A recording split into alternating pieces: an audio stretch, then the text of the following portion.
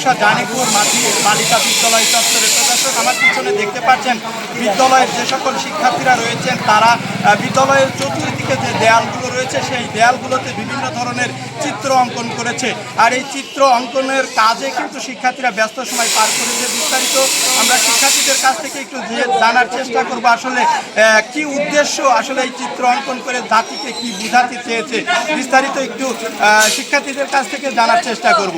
আসসালামু আলাইকুম, আমি শিখাউল ইসলাম রবিন। আমরা আজকে স্থানীয় যে শিক্ষার্থীরা আছে, পাশাপাশি গার্লস স্কুলের যারা শিক্ষার্থীরা আছে, সমন্বয়ে গার্লস স্কুলের যে দেয়ালগুলো আছে এই জায়গাতে আমরা আর্টের কাজগুলো করার চেষ্টা করছি, বিভিন্ন ধরনের ক্যালিওগ্রাফি।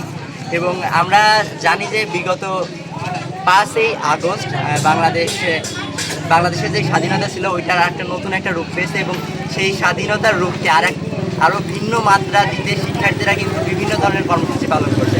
এবং তার মধ্যে অন্যতম একটা কর্মসূচি হচ্ছে এই যে দেয়ালগুলো ছিল প্রত্যেকটা দেয়াল, বা আমরা যেই দেয়ালগুলো থাকি ওইগুলো আমরা পুনরায় সংস্কার করে নতুন একটা রূপ দিচ্ছি। কারণ আমরা বিশ্বাস করি শিক্ষার্থীরা যদি চায় বাংলাদেশকে সুন্দর একটা বাংলাদেশে রূপান্তর করবে, তাহলে তারা কিন্তু তাদের কাজের মাধ্যমেই তারা কিন্তু এই বিষয়গুলো ফুটিয়ে তুলতে পারে। এবং আমরা শিক্ষার্থীরা সেই বিষয়গুলোতেই আলোকপাত করার চেষ্টা করছি, এবং তারই ধারাবাহিকতায় আজকে বাংলাদেশ সহ আজকে এই খোকসার এই গার্লস স্কুল সহ বাংলাদেশের বিভিন্ন শিক্ষা প্রতিষ্ঠানে কিন্তু এই কাজগুলো চলছে। এবং আশা করি এই ধারাবাহিকতা অব্যাহত থাকবে। আগামী বাংলাদেশ হবে আমাদের স্বপ্নের বাংলাদেশ, আগামী বাংলাদেশ হবে আমাদের সোনার বাংলাদেশ, যেটাকে আমরা আসলে এতদিন ধরে চেয়েছিলাম, যেভাবে আমরা করতে চেয়েছিলাম। ধন্যবাদ। আমি জাইমা নওয়াহিব, আমি অষ্টম শ্রেণীর একজন শিক্ষার্থী। আজকে আমরা আমাদের স্কুলের দেওয়ালে পেইন্টিং করছি। আমাদের হাজারো ভাই বোনদের স্মরণে আমরা এটাই করে রাখি যেন তাদের মাধ্যমে আমরা স্বাধীনতা পেয়েছি। তাদের সেই স্মৃতিকে আমরা চারণ করার জন্য আমরা এই পেইন্টিংটা করে রাখছি, যেন মানুষ এটিকে বছরের পর বছর মনে রাখে। ধন্যবাদ। আসসালামু আলাইকুম, আমার নাম নোরাসানা ফাতেমা। আমি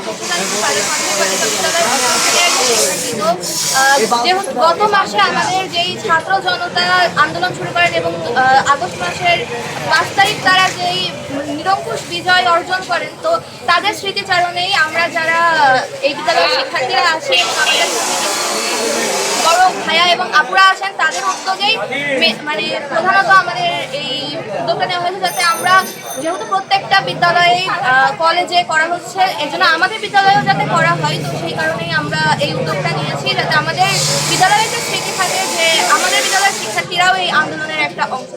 খোকসা জানিপুর মাধ্যমিক বালিকা বিদ্যালয় চত্বর থেকে মোহাম্মদ হাফিজুল ইসলাম, বকুল, বিটিভি নিউজ, খোকসা, কুষ্টিয়া।